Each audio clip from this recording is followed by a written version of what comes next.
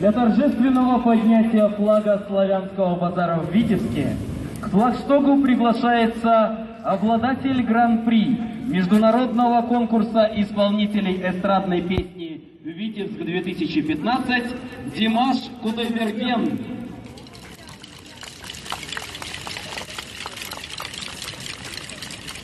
Ну что же, под ваши аплодисменты и барабанную дробь поднимается флаг